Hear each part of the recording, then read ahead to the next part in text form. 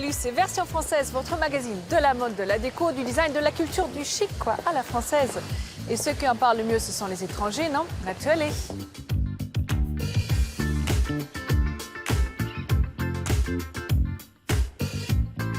Rencontre avec Charles Zana, architecte et designer visionnaire. On vous entraîne pour une échappée belle royale dans les allées de Versailles. Un moment suspendu avec la maison Guerlain et leur fragrance légendaire.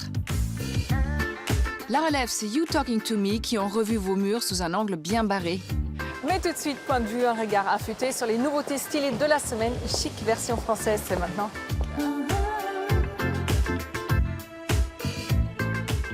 Fini de se réveiller le dimanche aux aurores pour chiner des heures dans les brocantes, place au Switch. Switch, c'est cette application révolutionnaire qui rend le troc tendance, une sorte de Tinder du mobilier. Seulement, ce sont les objets qui se matchent et se troquent au coup de foudre, alors dégainez le papier bulle et échangez. La Villa de Noailles, surnommée le paquebot, respecte encore la volonté des mécènes qui l'ont fondée, de maîtres mots, avant-gardisme et modernité. Alors qui sait, ce centre d'art qui a soutenu Dali, Cocteau et Giacometti couvre peut-être les maîtres de demain. Ce qui est certain, c'est que le futur y est déjà, et ça suffit à titiller notre curiosité. Garance ne nous a pas oubliés et nous a même concocté un livre depuis New York, ce livre que nous attendions toutes depuis ses débuts. Vous y trouverez ses conseils inspirés de la fashion sphère, mais aussi des tips pour essayer d'être une belle personne et de l'intérieur. Et oui, la queen du blog mode est sur tous les fronts. Fraîche, pétillante, raffinée, élégante, Jolie Môme, c'est fait pour cette femme, celle qui ose les superpositions et les transparences. Matière noble, série numérotée et finition couture, sa jeune créatrice secoue l'univers de la lingerie avec des ensembles délicats dont la dentelle suit nos courbes pour le plaisir des yeux.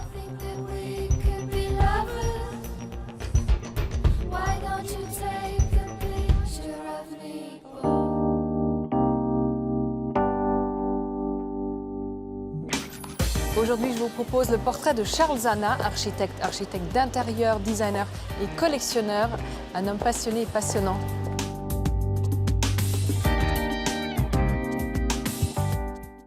C'est en plein cœur du 6e arrondissement parisien que l'architecte Charles Zana a installé son agence. Sa spécificité, c'est de faire de l'architecture et aussi de la décoration d'intérieur. Concept de boutique, maison de particuliers et immeubles de bureaux. Paris, Londres, Monaco, Tel Aviv, ici, tout est possible. Quand on vous dit architecte, vous vous dites plan. Eh bien, vous avez raison, car justement, Charles, vous faites quoi? Là, je regarde des plans. En même temps, c'est vrai qu'avant de se lancer dans une construction d'envergure, il vaut mieux vérifier, revérifier et revérifier. Et ces plans alors, ils correspondent à quoi, Charles? Voilà, donc là, tout est dessiné, pièce par pièce. Chaque pièce est dessinée en élévation, en coupe. Voilà, ça, c'est un projet qu'on a à la montagne. On est en train de réfléchir sur effectivement un projet de restaurant et on cherche un peu l'inspiration pour essayer de sortir des images, des croquis à la main, des ambiances, en respectant un style traditionnel montagnard, mais en le modernisant et en donnant un esprit un peu plus rock'n'roll. Ok, bon pour l'instant avec les droites, les angles et les mesures, on a un peu de mal à voir le côté rock'n'roll, mais au vu de nombreux projets qu'a réalisé Charles Zana, on ne peut que lui faire confiance. Et pour cet architecte à la renommée internationale, les essentiels c'est volume, lumière, circulation. C'est autour de ces mots-clés qu'il va imaginer ses projets. Là ici, j'aimerais bien pouvoir ouvrir tout le pignon de ce bâtiment, parce qu'il y a une vue sur les montagnes qui est très belle. Et pour ceux qui auraient du mal à visualiser juste avec des plans, il y a les maquettes. Avouez-le, enfant, vous auriez rêvé d'en avoir une. Pour que les bâtiments prennent vie, il faut des matériaux, et ces matériaux, il faut les choisir avec soin. C'est sur un projet qu'on est en train de définir tous les matériaux, et voilà, avec toutes nos recherches de pierres, de couleurs, on rajoute les tissus, les carrelages. Ça, c'est des céramiques qu'on a fait faire en Italie. Et ça, c'est aussi une matière qu'on a très envie d'utiliser aujourd'hui, du granito. Mais non, Charles n'est pas en train de faire une pause lecture. Quand on a la double casquette d'architecte d'intérieur, il faut aussi choisir le mobilier et la décoration. Pour trouver la perle rare, Charles est toujours à l'affût des dernières créations dans les catalogues de design. Et on regarde voilà, si on peut trouver des pièces intéressantes pour les projets. Là, effectivement, il y a 3 tabourets que je trouve, un travail suédois, je trouve intéressant.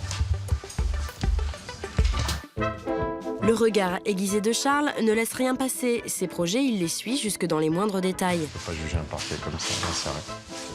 Il a l'air très rose comme ça. Faut voir des échantillons. C'est vrai que ça serait dommage de se retrouver avec un parquet rose Barbie alors que le client voulait quelque chose de sobre. Ça, c'est toute la partie. C'est comme ça qu'on gère un peu la déco, c'est-à-dire les tissus, le mobilier, les canapés, l'aménagement. Alors, voilà, ça, c'est les ambiances par chambre. Ouais, donc ça, c'est des modèles de... On a dessiné des fauteuils, des canapés pour ce chantier. En fait, si je comprends bien, chez Charles Zana, on crée même les meubles. Ça, c'est une console qu'on a dessinée l'année dernière et qu'on a mis sur beaucoup de projets maintenant, qui est réalisée dans un marbre assez particulier, avec une veine un peu comme à la Soulage, qui est comme un trait de pinceau noir. Et voilà, et on a fait un ensemble de tabourets en bois et en marbre noir. Petite balade à la Manufacture de Sèvres, un des lieux d'inspiration de Charles. On est en train de faire une salle à manger dans le sud de la France et on voulait, un peu dans la tradition des ambiances provençales, faire un décor avec des assiettes au mur.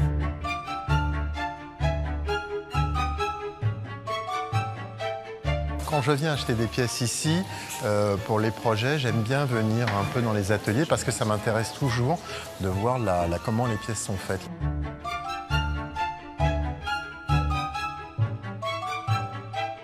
On va puiser dans la tradition, dans les racines des métiers, des forces et les techniques pour pouvoir concevoir des espaces contemporains.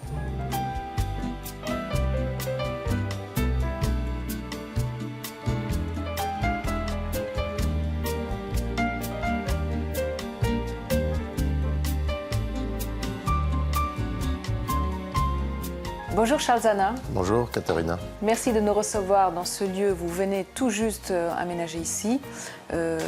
C'est chez vous et je trouve que quand on visite la maison, on se rend très bien compte de votre style. Vous mélangez très facilement l'ancien avec des collections de design contemporain, avec des choses très modernes. Vous arrivez à avoir une harmonie assez incroyable. Comment faites-vous ? Ici, tout d'abord, c'est une adresse, un lieu. Quand j'ai découvert cet endroit, il y avait déjà une histoire. C'était une maison du XVIIe avec des boiseries, des parquets anciens.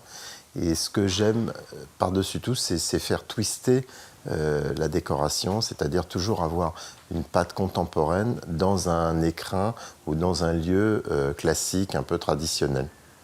Parce que je pense que c'est ce qui fait notre particularité aux architectes et décorateurs français, c'est cette culture, cet héritage que l'on sait faire vibrer, résonner avec soit du design, soit du mobilier, soit des œuvres d'art, des photos contemporaines. Vous êtes architecte d'intérieur, designer, collectionneur. On vous dit assez inclassable. Comment vous vous définirez, vous ? Je crois que tout d'abord, je suis architecte. C'est ma formation, c'est mes études. C'est ce que j'aime, c'est l'architecture. Et l'architecte est un espèce de chef d'orchestre qui peut, par moments, comme ça, avoir des compétences ou des résonances dans d'autres métiers. Et donc, moi, je me suis très tôt intéressé à l'architecture d'intérieur, à l'art tout d'abord, l'architecture d'intérieur. Et de ces deux passions a découlé le design dans les années 80, où j'ai commencé à regarder effectivement les mouvements de design émergents. Si aujourd'hui on peut parler d'un style Charles Zana, vous le définirez comment ? Moi, je pense aujourd'hui que c'est ça, c'est un classique moderne. C'est-à-dire que c'est un style qui est contemporain de notre époque, mais avec des références et des façons de dessiner très classiques. Comment vous avez commencé de collectionner des objets ? D'abord, mon père est collectionneur d'art. Donc j'ai commencé effectivement à regarder l'art très très très jeune. Je fais architecture parce que je m'intéressais à l'art et que, dans les années 70, il n'y avait pas vraiment de formation. Donc je me suis dit architecture, ça combine l'art et un peu de technique. Donc ça m'allait bien. Et je pense que j'ai collectionné dès que je suis rentré en architecture.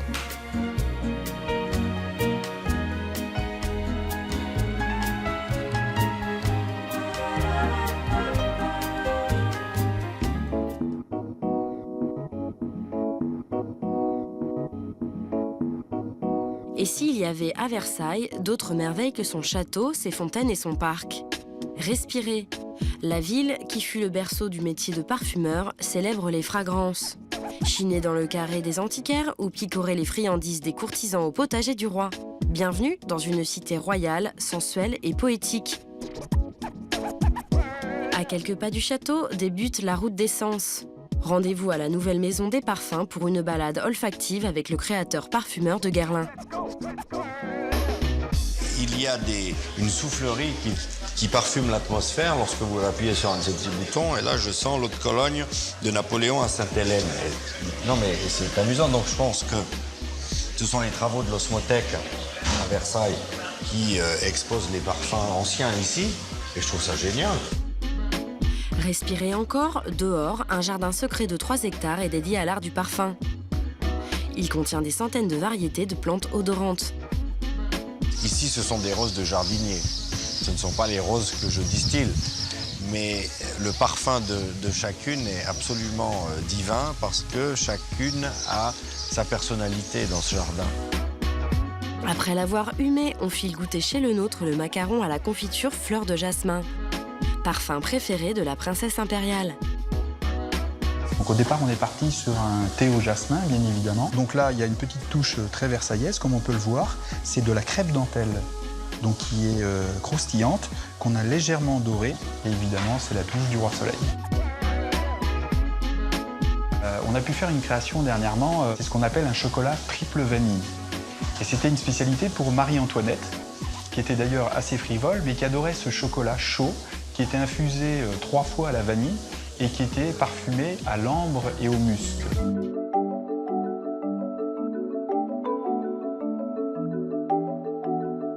Pour découvrir des légumes et des fruits bizarres, on sort du traditionnel parc de Versailles. Le potager du roi et ses hectares de plantation vous tendent les bras. À l'entrée du potager, les connaisseurs font leur marché de fruits et légumes d'autrefois. Le jardin est resté intact depuis le XVIIe siècle, des variétés ancestrales poussent encore. Il y avait plusieurs dizaines de variétés de poires. La poire, c'était l'un des fruits préférés à la cour. Donc ici, vous avez des poiriers conduits selon les formes dessinées au XVIIe siècle. Alors, les jardins potagers produisaient à l'époque de Louis XIV une énorme variété de fruits et légumes. On a une lettre de Madame de Sévigné qui raconte que toute la cour ne parlait que de ça. On avait des petits pois dans des pots en argent dans les salons de la cour et les gens les mangeaient comme on pourrait manger aujourd'hui des bonbons. Et autour du potager, le vieux Versailles renaît de ses cendres. Oui, donc si on fait bien attention à Versailles, on verra qu'il y a pas mal de petits trompe-l'œil, aussi bien aux fenêtres. Et, il y a l'école des Beaux-Arts qui en fait de nombreux, donc c'est le cas ici. C'est aussi là que se trouvent les plus grands antiquaires de l'ouest de Paris. Notre coup de cœur, c'est un ancien atelier d'imprimerie à contre-courant des Dorures de Versailles, un magasin de meubles industriels pour les chineurs curieux. C'est sûr qu'on ne pense pas trouver à Versailles des anciens locaux comme ça, industriels. C'est plus dans le nord de Paris. On a aussi un très grand projecteur de cinéma qui vient des États-Unis. On a quelques pièces qu'on chine aux États-Unis. Et c'est simplement parce qu'on souhaite apporter un peu d'originalité aussi au mobilier industriel, finalement, qu'on chine beaucoup en France. Voilà, entre parfums et saveurs, ouvrez grand les yeux et il n'y a pas que les jardins de Le Nôtre pour flâner à Versailles.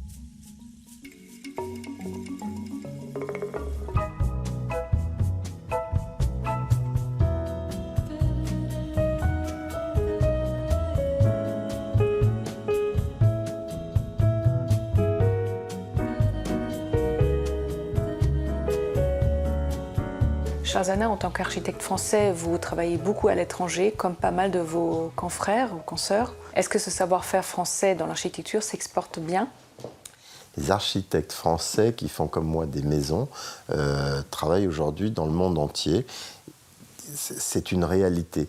Je crois que c'est parce qu'on est tous avec cette culture française, cette French touch comme vous appelez, qui fait qu'on a une culture, une vérité dans nos projets, une approche qui est complètement différente. On fait de la décoration, mais avec toujours ce twist un peu contemporain, cette envie de faire des choses différentes. Et la réalité, c'est qu'effectivement, il y a aujourd'hui une quinzaine ou une vingtaine d'agences parisiennes, françaises comme moi, qui font des maisons à Londres, à New York, en Suisse, partout. Et ça, c'est vraiment une spécificité française qu'on se rencontre tous souvent sur des projets à l'étranger, dans des salons. Là, je pars à New York la semaine prochaine et je sais que j'ai beaucoup de confrères qui partent aussi. Et ça, c'est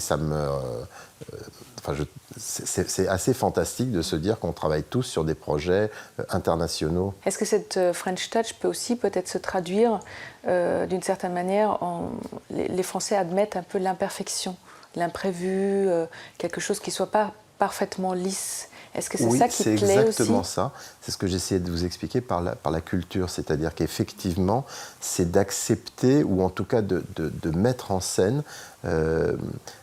des projets qui sont une invention à chaque fois, qui ne sont pas une reproduction d'un schéma. Je crois que chez les anglo-saxons, on reproduit beaucoup plus de tables, de lampes, un canapé au milieu. Je pense que chez les architectes français de ma génération, effectivement, on arrive à mélanger, à mixer les choses. On a aussi cette culture, on a les meilleurs marchands de design et d'art du monde. On a un musée fabuleux des Arts Déco avec ses collections. On a les meilleurs artisans. Donc la symbiose de toutes ces choses-là fait effectivement qu'on produit des chantiers pas imparfaits, mais originaux en tout cas, et avec une écoute des clients. Et ça fait des maisons qui se reconnaissent. Moi, très souvent, les gens étrangers, les étrangers, me disent qu'on reconnaît une maison faite par un architecte français. Merci beaucoup, Charles-Zana.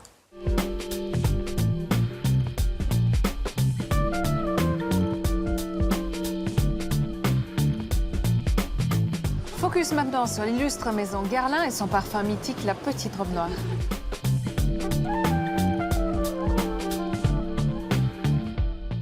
Incroyable le succès de ce parfum.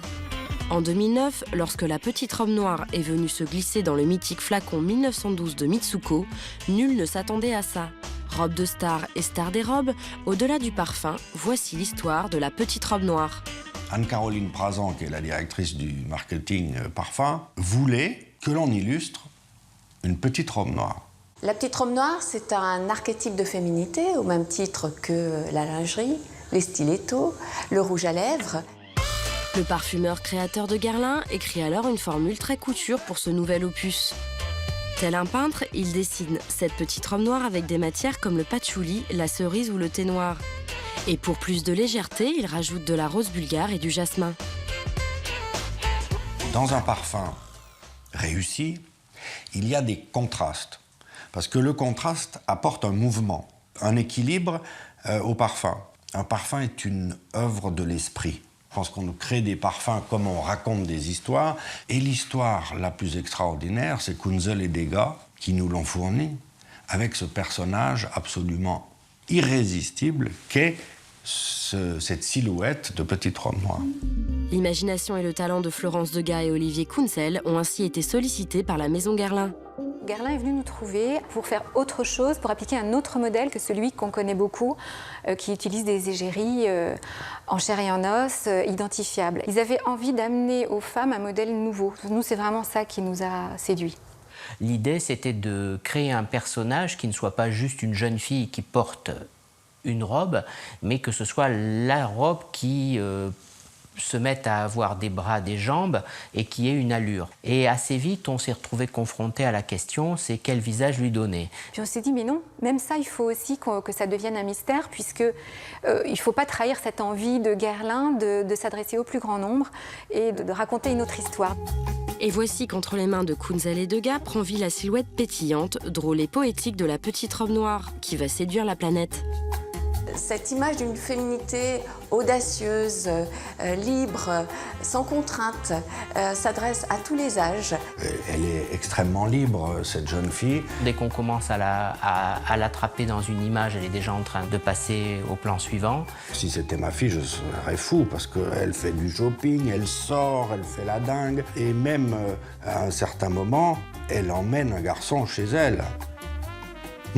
La séduction fait partie des codes. Elle en joue, mais voilà, on ne sait pas ce qui se passe, on n'a jamais rien vu. Que Thierry Vasseur se rassure donc, l'intégrité de La Petite Robe Noire n'est pas en danger. Ce film publicitaire qui recommence chaque année sous une nouvelle forme est assez proche d'une série beaucoup plus que de campagnes publicitaires habituelles. Et plus on va loin dans la manière dont on explore les choses, plus ça lui donne de la consistance. À l'image de Chalimard, Jicky, L'Heure Bleue ou Habit Rouge, La Petite Robe Noire écrit une nouvelle page de l'histoire de Guerlain. Thierry Vasseur, parfumeur attitré de la maison, tient à s'inscrire dans la continuité du travail de ses prédécesseurs. C'est notamment Jean-Paul Guerlain qui lui a transmis un savoir-faire qui n'a pas de prix. Il a été formé par Jacques Guerlain, qui est né en 1874. Et il me parle de manufacture, de procédés de fabrication, de secrets de fabrication, qui datent en gros de la fin du 19e siècle. Et nous sommes au 21e siècle. Et ça aussi, c'est du jamais vu, c'est unique. Outre le mythique et très secret livre des formules de la maison, cette passation a été également l'occasion de la transmission d'un amour immodéré pour les matières premières. Donc Jean-Paul Guerlain a parcouru la planète et c'est une des choses qu'il m'a enseigné. Donc je ne fais que de continuer ce qu'il faisait auparavant. C'est le respect des gens qui sont les gens qui font la matière, qui feront que les choses changent. Parce qu'il faut bien comprendre que cette maison, elle a 187 ans et que si je veux continuer à pouvoir peser ici, fabriquer du Jicky, du Chalimard, etc., il faut bien que j'ai des matières premières. Donc je suis obligé de penser à l'avenir. You keep playing where you shouldn't be playing. And you keep thinking that you'll never get.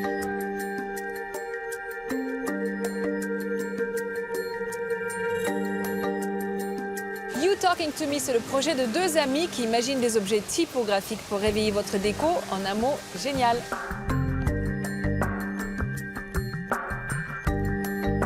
Créé en 2013 par deux designers typographes, You Talking to Me est une marque dédiée à la création d'objets typographiques sur mesure. Bonjour, je m'appelle Bertrand Aiguron. Bonjour, je suis Anthony Bélanger. Bertrand et Anthony sont deux collègues et amis. Ils ont créé leur première agence de design il y a 14 ans. Depuis, ils ont lancé You Talking to Me, un projet qui réunit leur passion pour la typographie et l'enseigne. Leur objectif, proposer des créations originales et innovantes aux professionnels et particuliers. Rendez-vous dans leur showroom parisien. Voilà, on vous présente un peu notre showroom. Donc effectivement, à chaque fois, on est un peu en immersion avec nos clients, c'est-à-dire qu'on présente voilà, tout type de matériaux. Donc on a quelques échantillons. L'idée, c'est que le client puisse un peu découvrir un peu l'univers et s'imprègne complètement des matériaux possibles. Et après, on réfléchit avec lui en termes de technique, de faisabilité de son produit. Le showroom est modulable à l'image de son mur principal sur lequel on accroche ou décroche des mots à loisir avec un choix de matériaux infini. Direction Le Mans maintenant pour aller voir l'usine.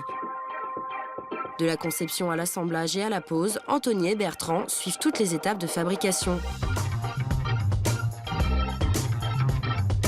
Ici, des artisans au travail et des machines qui bougent toutes seules, le tout au service des créations de You Talking to Me. On est des fous de typographie. On s'éclate à dessiner vraiment de la typo au quotidien et on a voulu justement faire transpirer, on va dire, notre création dans cette nouvelle société, dans cette nouvelle structure. On avait un véritable besoin de retour aux sources, de concevoir, de créer. Et grâce à cette marque, on arrive à faire ce qu'on veut aujourd'hui. En référence à la célèbre phrase de De Niro dans Taxi Driver, You Talking to Me veut que ses créations interpellent, pour les marques comme pour les particuliers. Une marque aujourd'hui va mettre en avant, mettre en scène sa marque au niveau de l'enseigne. Donc elle peut être lumineuse, elle peut être à l'intérieur, à l'extérieur. Donc on touche un peu à tous ces domaines-là. On a envie de sortir de ce côté standardisé. Les créateurs travaillent énormément les différents matériaux. À l'origine de leur concept, le projet inédit de conjuguer enseigne et végétal. Alors, il se trouve qu'un client, dans un chalet à Megève, vient de nous commander une belle tête de cerf. Et en l'occurrence, il nous l'a demandé en bois et avec des végétaux stabilisés. Les végétaux stabilisés sont de vrais végétaux. Coupés et trempés dans de la glycérine 100% naturelle, ils ne vieillissent pas. Cette tendance green est très en vogue. L'exigence de la marque, c'est également celle d'un travail sur mesure de qualité effectué en France. On a besoin d'avoir les meilleurs artisans près de nous. Donc c'est pour ça qu'aujourd'hui, on travaille à 200 km de Paris. Et puis surtout pour le côté premium, le côté qualitatif. Aujourd'hui, on a des artisans très compétents en France et on voulait vraiment travailler à leur côté.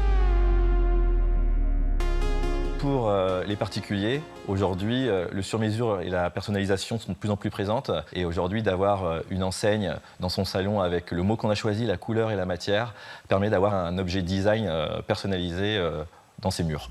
Avec You Talking to Me, on pourra être Jean-Claude Duss, Chloé ou David, afficher son amour pour New York, Rome, Las Vegas, même si on n'ira jamais, ou rester parisienne forever, afficher sa joie dans les quartiers rouges, dire des banalités comme merci, joyeux Noël, je t'embrasse mon amour.